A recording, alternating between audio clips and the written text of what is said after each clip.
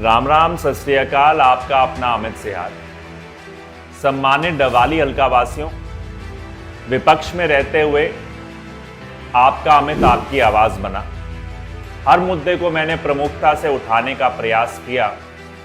जहां डवाली को पुलिस जिला बनवाने में हम कामयाब हुए, वहीं शहर की चाहे वो सीवरेज और पीने की पाइपलाइन की बेहतर सुविधा हो, चाहे स्ट्रीट लाइट की सुविधा हो, चाहे गांव के अंदर 125 करोड़ की लागत से पुराने खालों को हमने रीमॉडलिंग एक्सटेंशन की बात हो, हर मुद्दे को मैंने प्रमुखता से उठाया भी, हल भी करवाए हमने।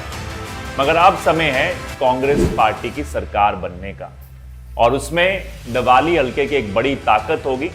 जब ताकत बड़ी है तो संकल्प भी हमारे बड़े होंगे, और इन बड़े संकल्पों को मैं आपके समक्ष रखना चाहूँगा, आपके सामने रखना चाहूँगा। मेरा पहला संकल्प है, अब हम पुलिस जिला तो बनाने में कामयाब हो गए, मगर उसको आगे चलकर मिलजुल कर हमारे प्रयास होना चाहिए कि इसको जिला बनाएं। तो आपके सहयोग के साथ उस परिश्रम को हम आगे बढ़ाएंगे। मेरा दूसरा संकल्प रहेगा कि इस पिछड़े हुए क्षेत्र में खास करके बेरोजगारी को देखते हुए हमें किसी बड़े ठोस उद्योग की आवश्यकता है। जहां कांग्रेस पार्टी 2 लाख पक्की सरकारी नौकरियां दे रही, मगर हम अपने क्षेत्र में भी एक प्राइवेट उद्योग के माध्यम से आपको नौकरियां पहुंचाने का काम ये मैं मानता हूं। जहां कांग्रेस पार्टी 2 लाख पक्की नौकरियां दे रही, वहीं पर प्राइवेट उद्योग के माध्यम से हमारे क्षेत्र को, युवाओं को रोजगार मिले, ये मेरा संकल्प रहेगा।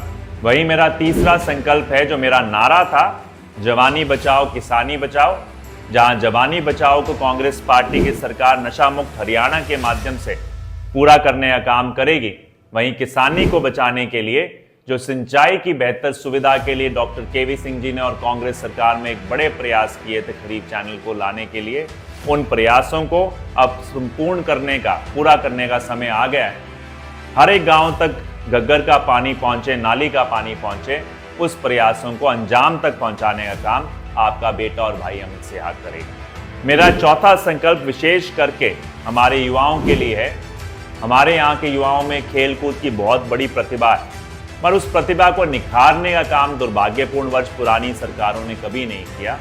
इस पे पूर्ण विश्वास करो तो आपका भाई और बेटा पूरी तरीके से इसके लिए प्रतिबद्ध है कि जो हमारा जैसे गुरु गोविंद सिंह खेल स्टेडियम, उसको स्टेट लेवल का स्टेडियम बनाने का काम आपका भाई और बेटा करेगा, और उन सुविधाओं को गांव-गांव तक पहुंचाने के लिए भी हम संपूर्ण प्रयास करेंगे, पूरा प्रयास करेंगे। ये मेरा संकल्प है। मेरा 5वां संकल्प पूरे शहर की, जो हमारे हर एक परिवार की भावना से जुड़ा है।